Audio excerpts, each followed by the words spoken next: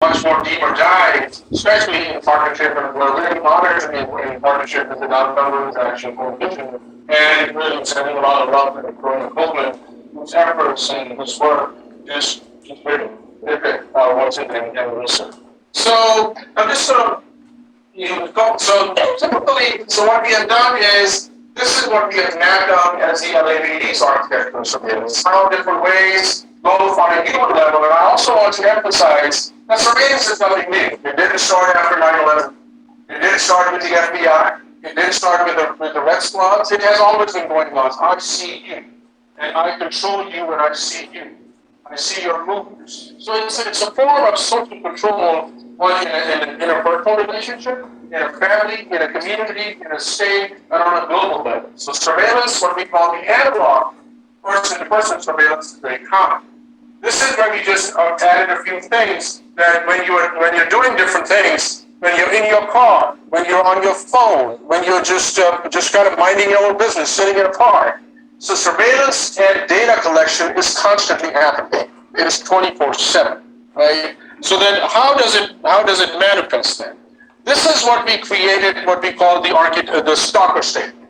And what we are trying to show here is that how streams of information, data moves within various systems, whether it's the public sector, the private sector, law enforcement agencies, the FBI, international agencies. Constantly, our bodies, and what we call datafication of our bodies, and they're sliced into little data points, right? You go on social media, you're talking to somebody, you're looking at your favorite shoes, you're looking at a place to go eat, you're looking for movies, you're looking for whatever, right? Constantly that information is splicing it up. So somebody's going to grab that and say, yo, I can just sell them some shoes. Somebody can grab them and say, oh, I can just move them in a certain direction to a restaurant. Somebody's going to pick it up and say, I can move them into some other thing. So constantly, it's a surgical operation that is going on our thinking, and that's what is going on. So how it plays out, for example, this is just what we identified, that how our information at DMV, when you go get a license, or when you go get an ID, how many different places, and this is only what we know, and how many different places and state agencies and government and everybody else has access to all our information. This is just the Department of Motor Vehicle. Let's look at something else. It says HUD, Housing and Urban Development. This is how all our information is sliced up, and it's kind of just farmed out into all of these different agencies. Another quick snapshot, your health and, but this is what we found out about Department of Children and Family Services. This was a part of part one of the report, which was from October 2020, and I want to honor the work of Ravsha Sajid, another student who helped us put it all together. So this is how all of this information moves and how these databases are created. Right? So now the second part, which report that we are going to be talking about today, was basically built on this infrastructure that we researched and identified, that where the criminalization of our bodies are going on, how constantly we are being criminalized, how we are being demonized, how there's a target constantly being put on us, in so many different ways. What happens is that, and I'm just using this is just an example of, you may have heard the word algorithm. Now everybody's talking about algorithms. And I don't really understand what an algorithm is. I think of it of an algorithm like a milkshaker. You throw in a lot of different things, right? And something else comes out. You're having a banana shake. You're throwing bananas, just sugar, you throw in milk or whatever. I mean, I'm not a scientist, I'm just an organizer. So that's what it is. So this is an example of an LAPD predictive policing algorithm, like Threadcore. And this is the most bogus thing that we have ever seen. And this is an algorithm, basically, which is used to predict earthquakes. So then these academics, a professor from UCLA decided that, well, gee, wait a minute. So if you can use this thing to predict earthquakes, you can also use this to predict crime. And this fool went into this old style of anthropology thinking that when he used this theory of Tibet, out there in northern India and China, of Tibetan Plateau, and how stones, I mean, I don't want to get into it, it's just really bogus and complicated, but this is the science, bogus science that is now policing us and controlling us. So that's how these things are formed. Now, as far as the DCFS is concerned, this is where all of this risk stratification model, they use this language, which, you need like several degrees to even understand what they're saying, but it is done intentionally. It is done intentionally to confuse us. It is done intentionally to keep us busy, and it's done intentionally to create this facade of that we are experts in this thing, so what we are writing that risk stratification model. What do you mean by that? Well, for me, it really means that you're just criminalizing. You're going to demonize me. I mean, you consider my body, my being. My name is Hamid Hussain Khan. I'm an immigrant. I was born in Pakistan. So my risk stratification model is that, he may be a potential terrorist. All right, so let's keep it simple. Let's keep it very basic because of the faith that I grew up in, the country that I was born in, the name that I have, and what I do. So that's the kind of stuff, but here what it does is that it goes through various different types of milkshakers.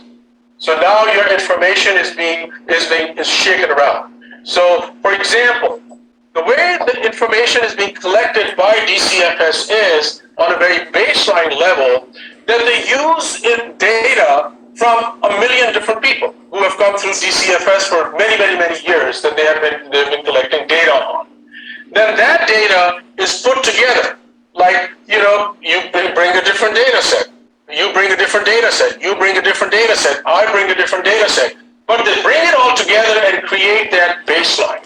So when a new person comes in, then that data becomes a part of that old data, and again it's mixed together, and that's how these risks are established. I mean, I'm really, really super simplifying it because it can get super complicated, but it really comes down to this. There's a lot of BS in this thing. Right? So this is what they do. So now a call comes in of maltreatment, it goes to a hotline person, it goes through all of these things, the family ties, these different models, goes to investigation, then they're given to a caseworker, and then all of a sudden the case is open, and then they say, well, this, what are we going to do? Collateral interviews, blah, blah, blah, blah, blah. So that's how this thing moves, and that's how people are criminalized, and next thing you know, somebody's child is taken away. Or children are taken away. So nothing else is just got to put it in there. This is another example.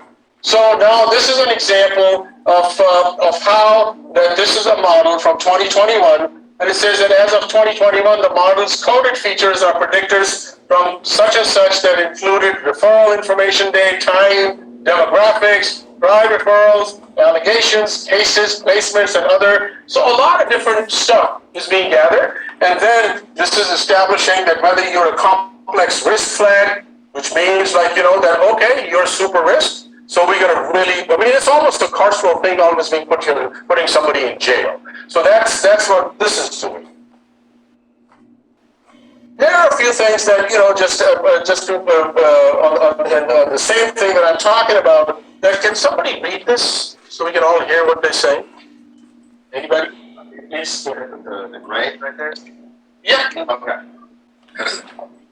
They do it the way they want to. As long as they type the stuff in the computer, and that's what they know about.